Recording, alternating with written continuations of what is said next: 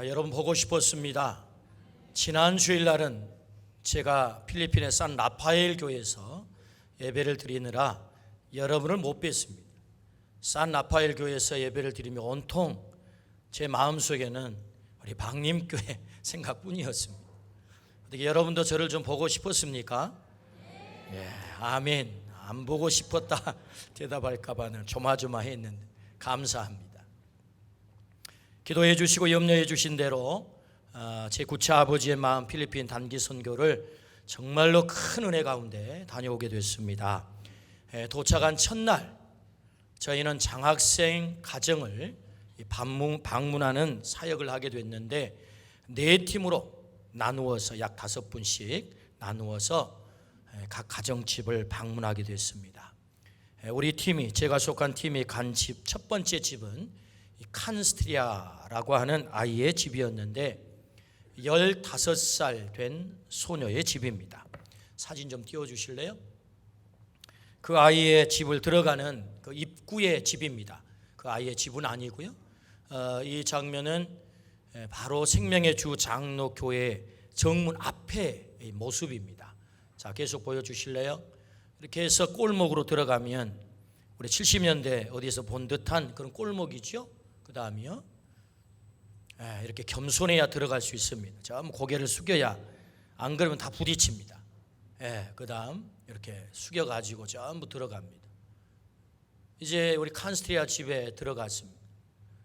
근데 이 아이의 집을 저희가 첫 가정으로 방문을 했는데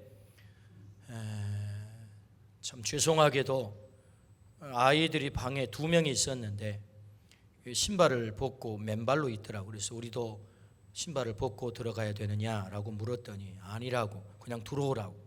그래서 뭔 모르고 들어갔는데 사실은 들어가면 안 되는 방이었습니다. 자기들이 잠자는 방이었는데 우리들을 대접하느라고 그랬는지 신발을 신고 들어오라 해서 나중에 어찌나 죄송한지 어쨌든 이렇게 들어갔습니다. 근데 이 방 들어갔더니 채 2평이 안 돼요. 2평이 안 되는 방인데 거기는 한쪽에는 주방이 있어서 싱크대가 있고 또 이게 벽으로 식탁을 이렇게 딱 붙여놨다가 먹을 때만 펼치고 하는 식탁이 있고, 그래서 좀 사진을 잘 찍지 이렇게 옹사가게 찍었습니까 하는데 뒤로 물러나서 찍을 공간이 없어요. 그러니까 저렇게 북쳐서 찍다 보니까 사진이 저렇습니다. 그 다음 보여주실래요? 네. 그 위에 이제 이렇게 난간으로 올라가는 계단 같은 게 있는데 거의 한 6, 70도 세워져 있는 난간 계단입니다. 그 위에 똑같은 2평이 안 되는 방이 하나가 더 있습니다. 그래서 그 방에서는 형제들이 5명이 잔다는 거예요. 칼잠을 잡니다. 칼잠을 매일 그 더운 나라에서. 그리고 여기 우리가 앉아있는 여기에는 엄마 아빠가 주무신다는 거예요. 그런데 우리를 맞이한 아이가 이 칸스트리아는 아이인데 지난 봄에, 금년 봄이죠, 우리 교회 비전 트립 8명 올 때 함께 왔던 아이입니다. 그래서 이 아이가 웃고 있는 거예요. 웃고 있어서 질문을 던졌어요. 너는 행복하냐? 참 짓궂은 질문이죠. 그런 질문 안 던져야죠. 그런데 아이가 웃고 있어서 너 행복하냐? 라고 질문을 했습니다. 물론 영어가 짧아서 Are you happy? 이렇게밖에 물을 수 없어서 근데 물었습니다. 그랬더니 이 아이가 대답을 하기를 네! 라고 대답을 했어요. 왜 행복하냐? 라고 다시 질문을 했습니다.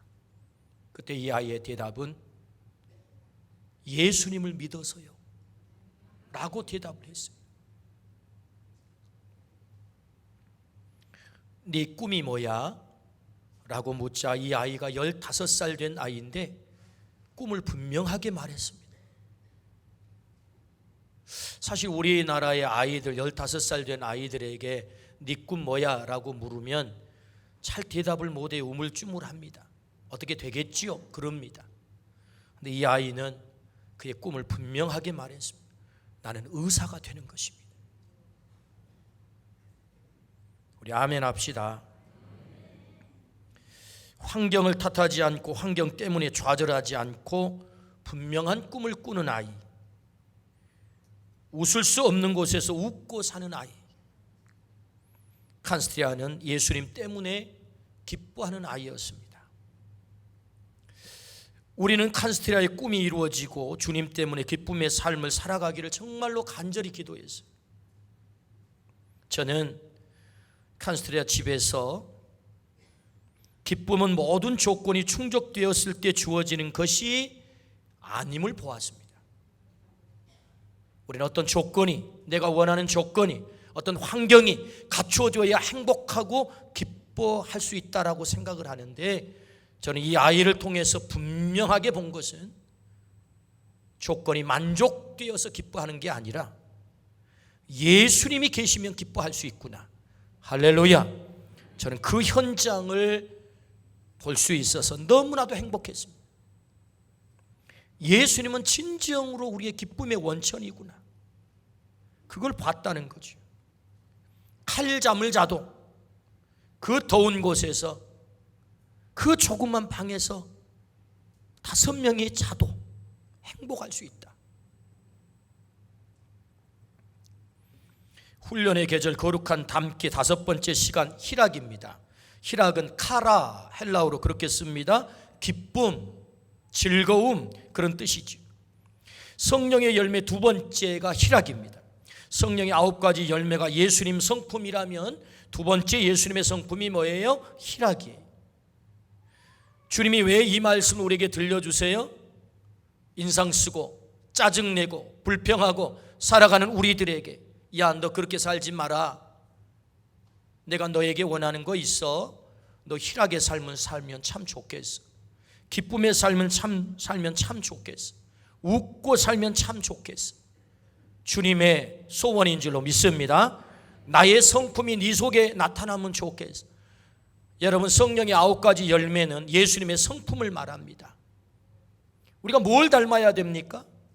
너는 그리스도의 장성한 분량에 이르도록 성장해야 돼. 이것이 주님이 우리에게 주신 목표라고 한다면 그 주님의 모습이 뭐예요? 장성한 분량의 모습이 뭐예요? 그것이 가라. 너 기쁨의 삶을 살면 좋겠어.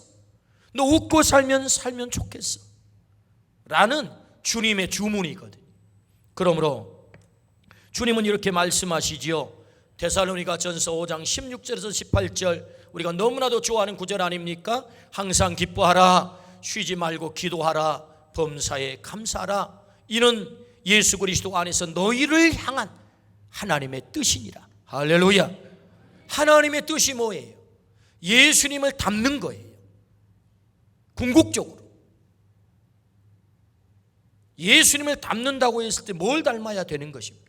우리는 뭘 훈련해야 되는 것입니까? 내 안에 예수님의 성품이 드러나도록 훈련을 해야 되는데, 그 성품이 뭐냐? 항상 기뻐하라 인 거죠. 이 말씀을 다시 바꾸어 읽어보면 항상 웃어라 라는 말씀과 같습니다. 이것이 그리스도 예수 안에서 너희를 향한 하나님의 뜻이다. 웃고만 있어도 전도가 된다는 말이 있어요. 한번 옆에 분 보시고 한번 웃어 보실래요? 당신의 웃음이 참 멋집니다. 시작. 한 번 더 인사를 하는데 옆에 저 무슨 간첩이 와서 앉아 계시는 것처럼 그렇게 인사하지 말고 진짜 웃으면서 손도 한번 잡아주면서 저를 볼 때는 꼭 그렇게 웃고 맞아주세요. 시작. 저를 볼 때는 꼭 웃고 맞아주세요. 아멘. 웃고만 있어도 뭐가 된다고요? 전도가 된다. 웃고만 있어도 우리 안에 예수님의 모습이 나타난다고요. 항상 기뻐하라, 이 말씀은 항상 웃어라 라는 말씀이에요. 깊이 생각해 보면 참 무리한 요구를 주님이 하고 계세요. 아니, 어떻게 항상 기뻐할 수 있어요? 우리가 살아가는 세상이 정말 기뻐할 수 있는 세상인가요? 오히려 이 말이 더 합리적이지 않아요? 항상 인상 써라, 항상 짜증내라, 항상 불평해라. 이것은 사단 안에서 너희를 향한 사단의 뜻이니라. 뭐 그래야 더 어울리는 세상 아닙니까? 더 합리적이지 않습니까? 그런데 주님은 정말로 그럴 수 없는 세상에 살아가는 우리에게 항상 기뻐하라 라고 말씀을 하세요. 여러분, 이 말씀은 명령형이라는 거 사실 아시죠? 타협이 없어요. 항상 기뻐하라. 할래? 할 거야? 하면 좋겠어가 아니잖아요. 지금. 생각해 보면 참 무리된 요구인 것 같습니다. 그럼에도 불구하고 주님은 왜 이렇게 항상 기뻐하라 라고 말씀하실까요? 하나님이 우리를 이 땅에 보내실 때 원래 계획은 우리가 기쁨으로 사는 거예요. 희락 안에서 사는 거예요. 즐거움으로 사는 게, 그게 뭐죠? 에덴 동산을 우리에게 주셨다는 겁니다. 그런데 항상 기뻐하고 살아가야 될 우리가 그 기쁨을 상실했어요. 언제? 타락했거든. 하나님의 말씀을 떠났거든. 하나님과의 관계가 끊어졌거든. 하나님의 형상을 잃어버린 순간 에덴 동산의 그 기쁨이 우리에게 사라지고 말았단 말이죠. 그래서 우리는 저주를 받은 땅에서, 두려움의 땅에서, 사망의 존재가 되어 기쁨을 잃어버린 채 우리가 살아가는 존재가 됐다. 이게 성경의 선언이거든요. 한 사람으로 말미암아 죄가 세상에 들어오고 죄로 말미암아 사망이 왔나니 그러므로 사망이 모든 사람에게 이르렀느니라. 결국 우리는 그 기쁨을 잃어버린 존재, 사망의 존재가 됐다. 그런데 잃어버린 그 기쁨을 다시 회복하기 위해서 예수 그리스도가 우리 가운데 오신 줄로 믿습니다. 주님이 오신 목적이 뭐예요? 잃어버린 그 기쁨을 너희가 회복해야 되겠다. 아멘. 그래서 여러분 다시 이 말씀을 읽어볼까요? 데살로니가전서 5장 16절부터 시작. 항상 기뻐하라. 쉬지 말고 기도하라. 범사에 감사하라. 좀 띄워주세요. 다 못 외워요. 이는 이것이 그리스도 예수 안에서 너희를 향하신 하나님의, 자, 이 대목을 한번 주목해 보세요. 이것이 그리스도 예수 안에서 너희를 향한 하나님의 뜻이다. 누구 안에서? 예수 그리스도 안에서. In Christ. 우리가 그리스도 속에 들어가면 잃어버린 그 기쁨이 회복된다는 거예요. 이것은 하나님의 뜻이야. 예수 그리스도를 이 땅에 보낸 목적이 뭔 줄 아나? 항상 기뻐하라고, 그걸 회복시키라고 내가 이 땅에 보내놨어. 그러므로 너희가 그리스도 안에 들어가면 너희가 항상 기뻐할 수 있어. 기뻐할 수 없는 세상에 살아가는 우리들에게 참 무리한 요구 같아 보이는데 무리한 요구가 아니라 내가 예수 그리스도 안에 들어가면 하나님께서 말씀하신 항상 기쁨의 삶을 살게 될 줄로 믿습니다. 아멘. 그랬다는 거죠. 그러므로 여러분, 주님이 진정으로 우리에게 요구하는 게 뭐예요? 너는 희락의 삶을 살아야 돼. 너는 기쁨의 삶을 살아야 돼. 너는 웃고 살아야 돼. 내가 온 목적이야. 예수님 당신이 우리에게 오신 목적이 뭐라고요? 우리에게 기쁨을 주기 위해서 오셨다. 그러므로 여러분, 우리는 반드시 기쁨의 삶을 살아야 된다는 거죠. 기쁨의 존재가 되어야 된다는 거예요. 성령의 열매, 희락의 열매를 맺어야 된다는 거죠. 할렐루야. 여러분, 이 희락의 열매가 우리에게 있기를 축복합니다. 기쁨이 우리 안에 있기를 축복합니다. 이건 하나님의 뜻이라고요. 그렇다면 여러분, 어떻게 우리가 이 희락의 사람, 기쁨의 사람이 될 수 있을까요? 그것은 오늘 갈라디아서 5장 22절에 23절 본문을 통해서 알 수 있습니다. 자, 같이 한번 읽어봅니다. 시작.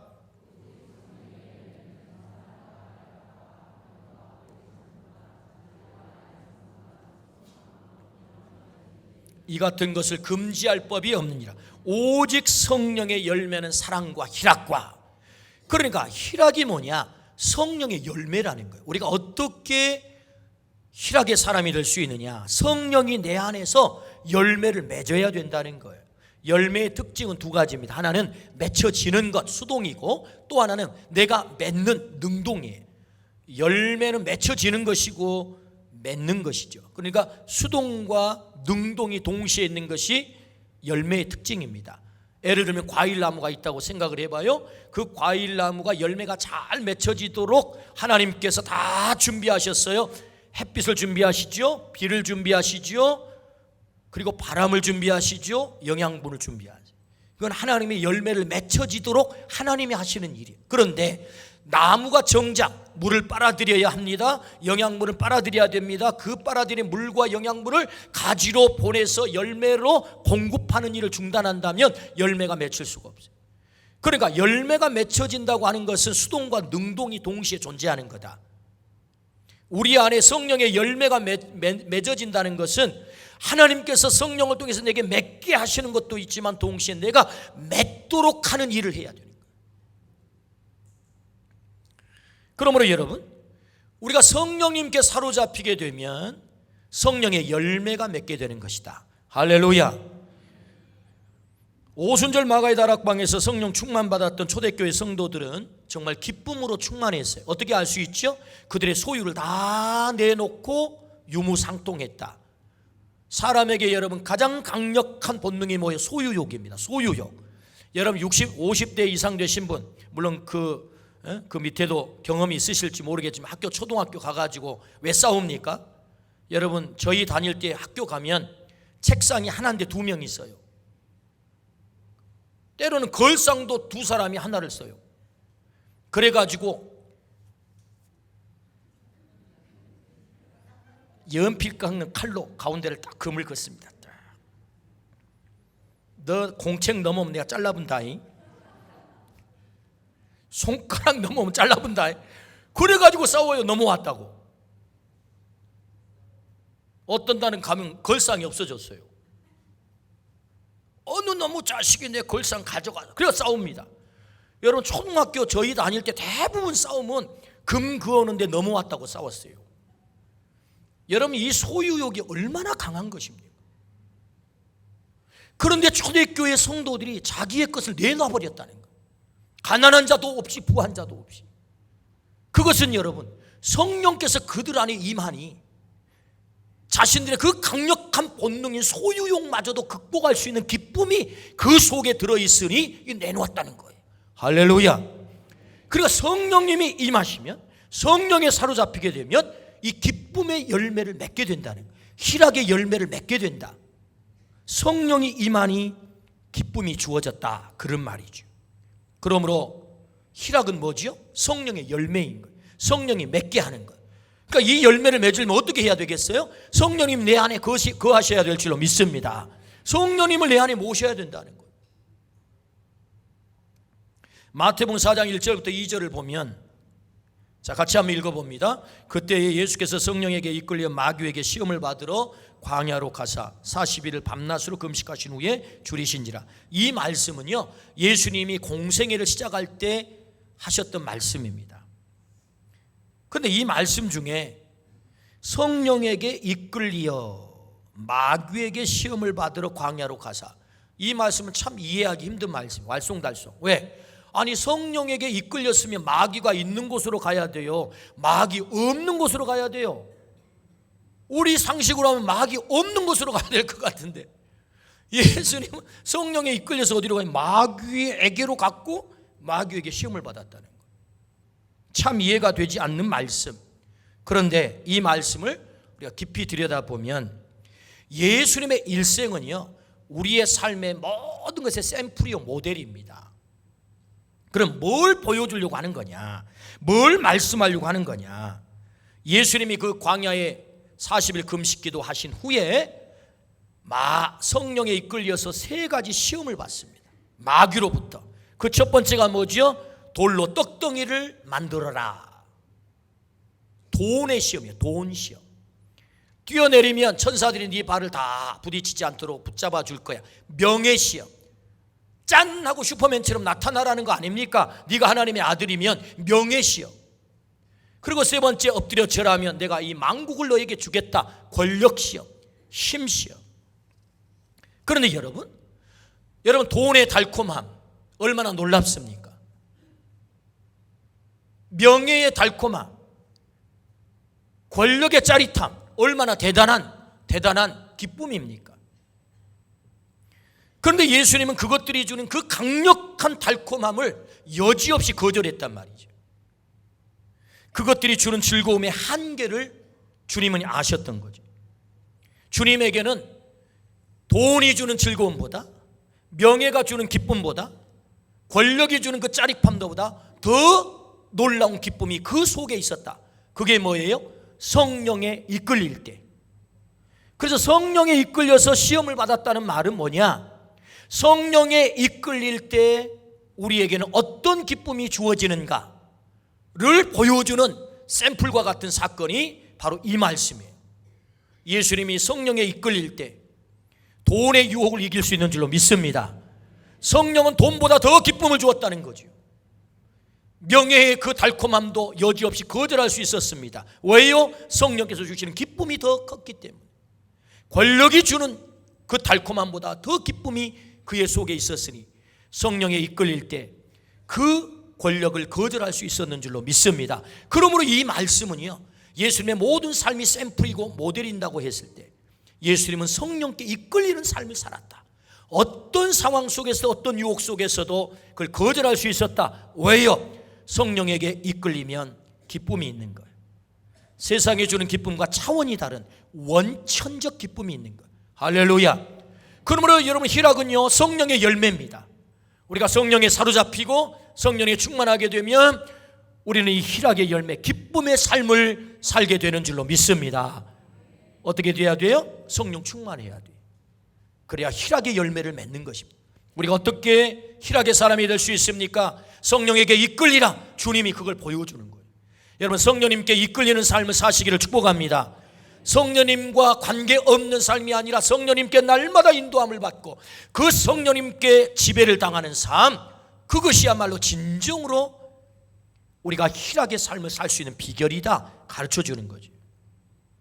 이 놀라운 비밀을 알았던 다윗은 시편 51편 11절 같이 한번 읽어봅니다. 시작. 나를 주 앞에서 쫓아내지 마시며 주의 성령을 내게서 거두지 마소서. 할렐루야. 우리의 기도가 되기를 축복합니다. 성령을 내게서 거두지 말아주세요. 이 기도가 언제 드려집니까? 밧세바를 범하고 났을 때 회개하며 드리는 다윗의 기도 아닙니까? 훔쳐먹는 사과가 맛있다는 말을 여러분 아십니까? 잘 모르시는군요. 오늘 좀 잘 아시기 바랍니다. 여러분, 다윗이 남의 아내 훔쳐먹을 때 얼마나 짜릿했을까요? 밧세바를 범했다니까요. 불륜을 저질렀습니다. 다윗은 세상의 모든 달콤함을 다 맛본 것입니다. 그는 가장 큰 부자였고 가장 강력한 권력을 소유했고 거기다가 심지어 그 불륜의 짜릿짜릿함을 맛봤어요. 저는 불륜을 안 해봐가지고 진짜 짜릿한지는 모르겠지만 문학을 영화를 통해 다 보는 거잖아요. 그거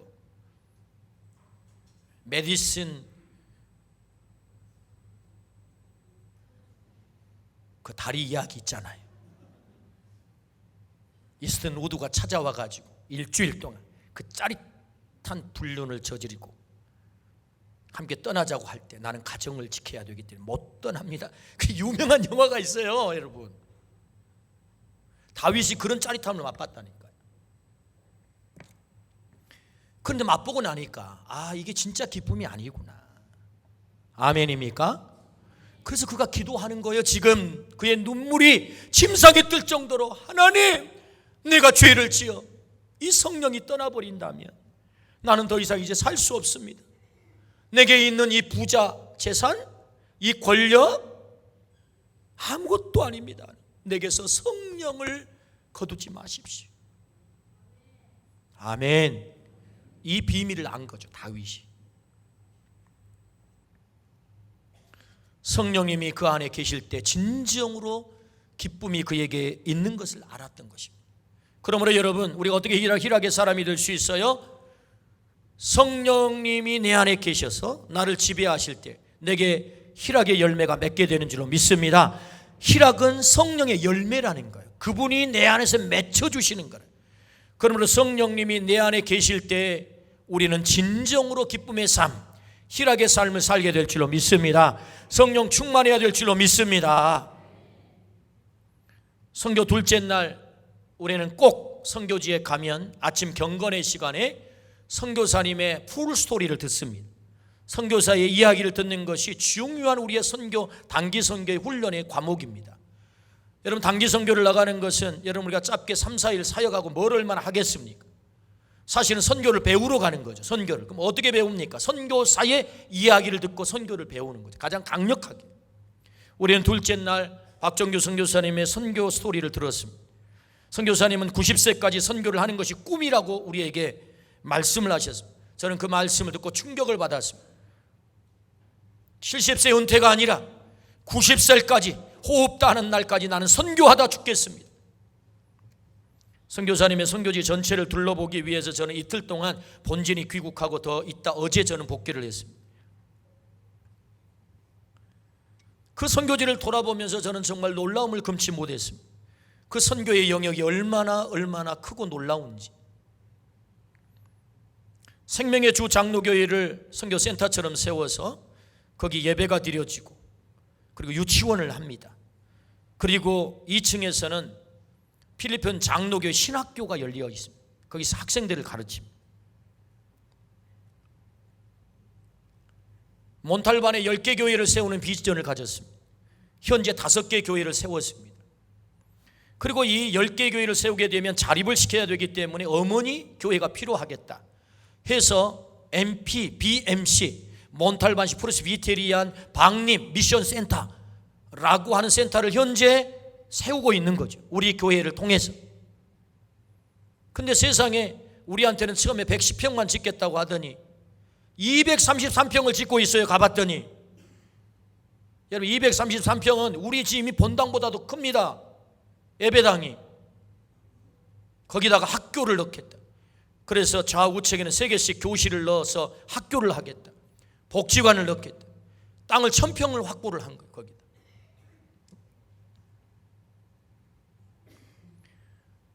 필리핀의 수도가 마닐라입니다. 메트로 마닐라라고 합니다. 워낙에 크니까. 우리 서울보다 크거든요.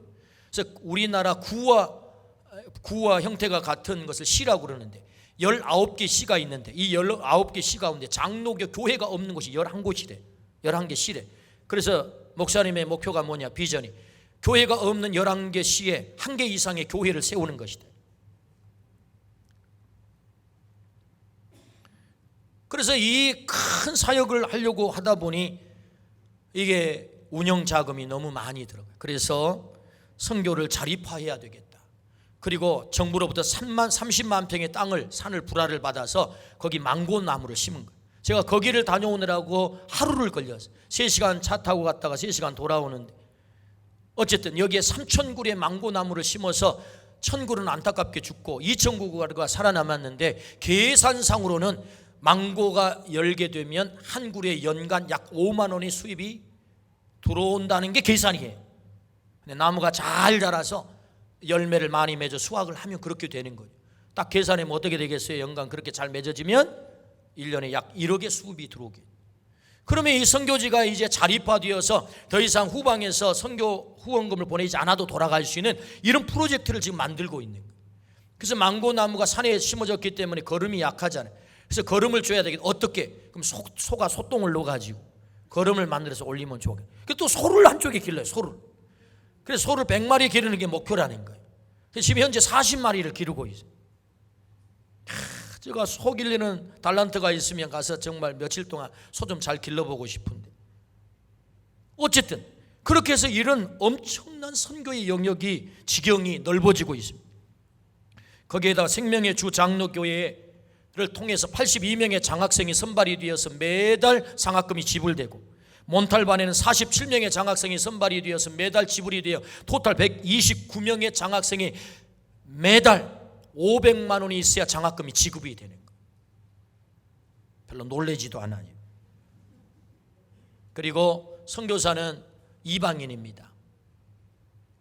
갔다가 떠나오면 그저 오는 거죠. 그런데 필리핀 현지 교회와 함께 하나가 되기 위해서 필리핀 장로교회에 속한 목사가 되고 그리고 그 교단에 현지인들도 유명한 사람이 많지만 이 선교사님이 내가 이 교단의 부총회장이 돼야 되겠다 해서 필리핀 교회를 진정으로 부흥시켜야 되겠다. 금년에는 그런 목표를 또 가지고 계세요. 정말로 대단한 일을, 엄청난 일을 해내고 계셨습니다. 저는 그 선교사님의 놀라운 선교 현장을 돌아보면서 마음에 걱정이 많아졌습니다. 이 많은 일을 어떻게 감당하십니까? 힘은 들지 않습니까? 지치지 않습니까? 그때 선교사님은 대답했습니다. 왜 힘들지 않겠습니까? 힘이 듭니다. 신경 쓸 곳이 한두 군데가 아닙니다. 그러나 주님의 일을 하니 기쁩니다. 할렐루야. 뭐 때문에 기쁘다고요? 주님의 일을 하니 기쁘다. 주님께 쓰임받아 기쁘다. 90세까지 쓰임받을 것을 생각하니 기쁘다. 나는 필리핀의 심장에 묻히기를 원한다. 사실은요, 이 말은 제가 붙인 말입니다. 우리한테 심장을 여기 묻겠다는 말을 안 했거든요. 제가 이 선교사님의 이야기 풀스토리를 듣고 그 현장에서 오늘 주보에 낸 선교사 박정규라고 하는 글을 현장에서 제가 적었어요. 그리고 선교사님에게 제가 적은 이 글을 읽어드리고 마지막 연에 이렇게 적었습니다. 90까지 달려 온 백성 하늘 만나러 배부르며 구원받는 것 볼 때 비로소 이 땅에 심장마저 묵히기를 원하는 마지막 꿈 선교사 박정규 하고 읽어드렸더니, 그러고 나서 제가 이렇게 말했습니다. 선교사님, 제가 선교사님 허락도 안 받고 선교사님 심장을 그냥 필리핀에 묻어버렸습니다. 그랬더니 선교사님 대답이, 아니요, 내 꿈이 그 꿈입니다. 내 심장이 이 땅에 묻히는 것입니다. 왜 기쁩니까? 주님의 일을 하니 기쁩니다. 쓰임받으니 기쁩니다. 90세까지 이 일을 감당할 수 있으니 기쁩니다. 어떻게 그런 기쁨이 올까요? 이 엄청난 일을 하면서 성령님이 그 속에 계시는 거예요. 성령님께 사로잡힌 거예요. 성령님께 사로잡혀 기쁨으로 이 사역을 감당하는 선교사님을 보면서, 그렇구나, 성령님이 계시면, 성령께 사로잡히면, 성령께 이끌리면 거기에 기쁨의 열매가 맺혀지는구나. 할렐루야. 기쁨의 삶을 사는구나. 그러므로 여러분, 주님은 우리가 희락의 사람이 되기를 원하세요. 기쁨의 사람이 되기를 원하세요. 환경이 만족되면 우리가 기뻐할까요? 더 좋고 안락한 집에서 살면 우리가 기뻐할 수 있을까요? 좋은 차를 타면 정말로 기뻐할 수 있을까요? 아닙니다. 칼잠을 자면서도 웃을 수 있습니다. 칼잠을 자면서도 기뻐할 수 있어요. 왜요? 주님 한 분 계시고 성령님이 계시면 아무리 일이 많아도 그 엄청난 일을 감당하면서도 기뻐할 수 있는 거예요. 왜요? 성령님께 사로잡힙니다. 희락은 성령의 열매라고 가르쳐 주세요. 오늘 우리에게 성령으로 인하여 맺혀지는 희락의 열매가 있기를 주의 이름으로 축원합니다. 그렇다면 문제는 어떻게 이 성령 충만할 수 있습니까? 우리가 어떻게 성령 충만하여 이 열매를 맺어낼 수 있을까요? 그것은 너무너무 간단합니다. 6가지만 하면 됩니다. 그 첫 번째, 은혜의 현장에 있어라. 아멘입니까? 우리가 사역을 하면서 너무너무 힘들었습니다. 이번 사역만큼 힘들 때가 없었습니다. 너무 더웠고 가만히 있어도 땀이 줄줄 났습니다. 거기다 방방 뛰면서 일을 했으니 얼마나 여러분 온 옷이 그냥 땀으로 적셔 짤 정도였습니다. 거기다가 참 숙소가요, 우리끼리 얘기인데 너무 불편했어요. 이 사람들은요, 화장실 변기가 있잖아요. 그러면 변기 도기 위에 이제 플라스틱을 얹어서 사람이 앉는 곳을 만들어 놓잖아요. 올렸다 내렸다는. 근데 그게 없어요. 그게 없어. 참 우리 청년들 어떻게 일을 받는다 궁금해요. 엉덩이는 안 빠졌는지.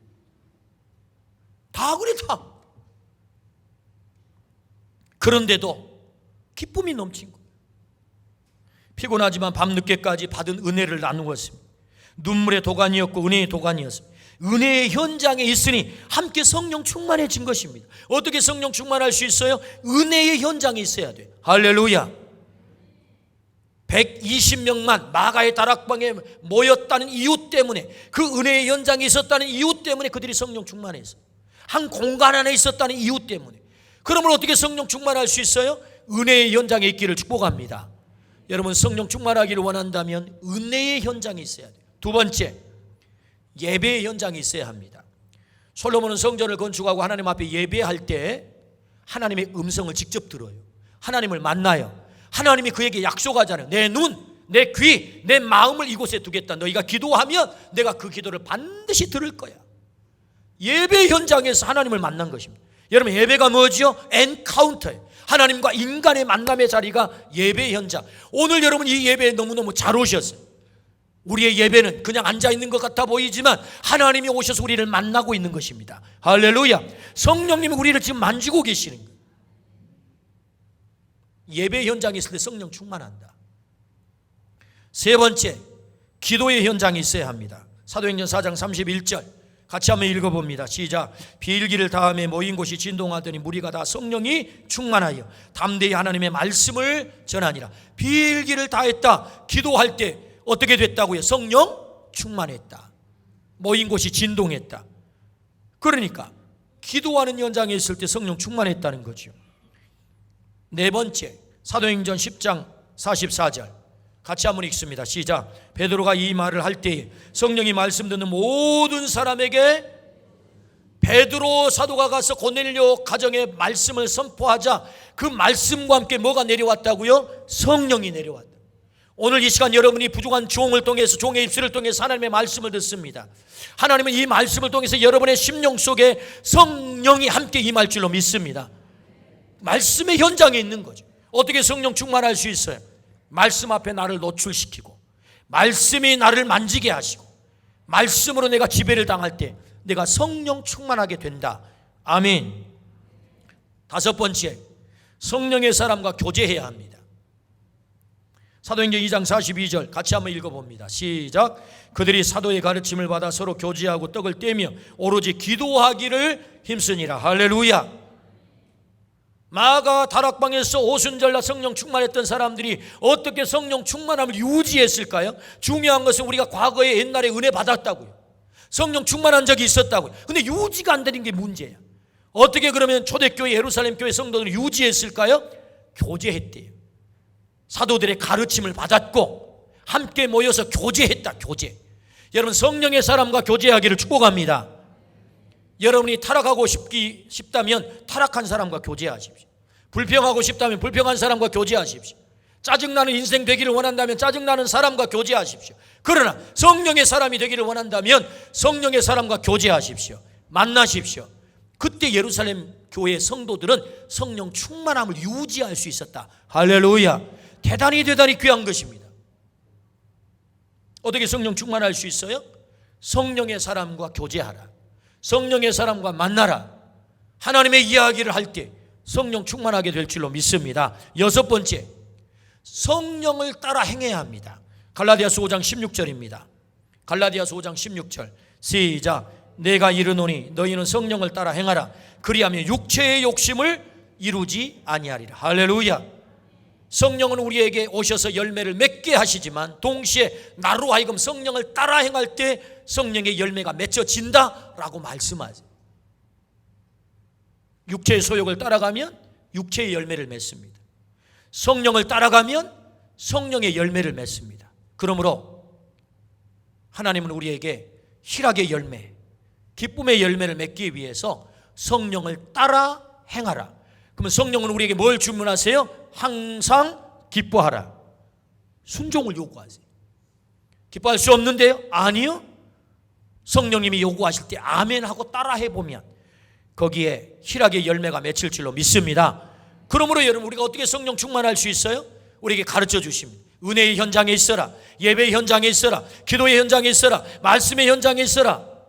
그리고 성령의 사람과 교제하라. 뿐만 아니라 성령을 따라 행하라. 그때 우리가 성령 충만할 수 있다. 성령 충만하게 될 때 우리 안에 기쁨이 솟아난다. 세상에서 감당할 수 없는 기쁨, 세상에 그 어떤 것과 비교가 되지 않는 기쁨, 그 기쁨이 우리 안에도 솟아날 줄로 믿습니다. 아멘. 주님, 오늘 우리들에게 거룩한 담기를 하라고 말씀하세요. 목표가 누굽니까? 예수 그리스도. 그분의 성품이 뭐지요? 기쁨의 사람, 희락의 사람. 하나님은 오늘 기뻐할 수 없는 세상에 살아가는 우리들에게 세상 그 무엇으로도 꺾을 수 없는 기쁨을 우리에게 주시겠다고 약속하세요. 우리가 성령님에게 사로잡히며 성령 충만하며 오늘 우리가 그 희락의 사람이 될 줄로 믿습니다. 오늘 우리 모두가 성령 충만하여 희락의 열매를 맺기를 주의 이름으로 축원합니다. 아멘.